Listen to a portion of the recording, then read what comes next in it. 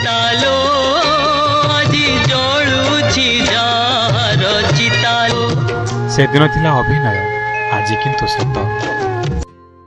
ବାହୁନି ବାହୁନି ନହେଲେ ବି ଗୁମୁରି ଗୁମୁରି କାନ୍ଦୁଛି ସୀତା। ଆଉ ଶାନ୍ତ ନିଦ୍ରାରେ ଶୋଇଯାଇଛି ଦଣ୍ଡା ବାଳୁଙ୍ଗା।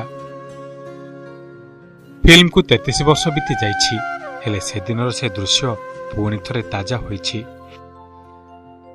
ଜୁଇ ଚିତାରେ ଶତଶତିକା ଜଳୁଛନ୍ତି ଉଦଣ୍ଡି ସୀତାର ବର। ସେଦିନ କେବଳ ଅଭିନୟ ପାଇଁ ଧଳା ଶାଢ଼ୀ ପିନ୍ଧିଥିବା ଅପରାଜିତାଙ୍କ ହାତରୁ ଆଜି କିନ୍ତୁ ଶଙ୍ଖା ଭାଙ୍ଗି ଯାଇଛି, ଆଉ ମଥାରୁ ସିନ୍ଦୁର ପୋଛି ହୋଇଯାଇଛି। ସ୍ୱାମୀ ଉତ୍ତମଙ୍କୁ ହରାଇ ଗୁମୁରି ଗୁମୁରି କାନ୍ଦୁଛନ୍ତି ପତ୍ନୀ ଅପରାଜିତା। ସେଦିନର ସେ ଗୀତର ଅର୍ଥ ବୋଧହୁଏ ଆଜି ବଦଳି ଯାଇଛି। ଚିତା ଉପରୁ ସତେ ଯେମିତି ଉତ୍ତମ କହୁଛନ୍ତି, ସୀତାଲୋ ଆଜି ଜଳୁଛି ମୋ ଚିତାଲୋ। ସତ୍ୟନଗର ଶ୍ମଶାନରେ ଚିତାରେ ଜଳିଛି ଭେଟରାନ ଅଭିନେତା ଉତ୍ତମଙ୍କ ପାର୍ଥିବ ଶରୀର। ମନରେ ଅସୁମାରୀ ଦୁଃଖ ଆଉ କୋହକୁ ଚାପି ମୁଖାଗ୍ନି ଦେଇଛନ୍ତି ପୁଅ ବାବୁସାନ। ଆଖିକୁ ଲୁହ ଆସୁଛି।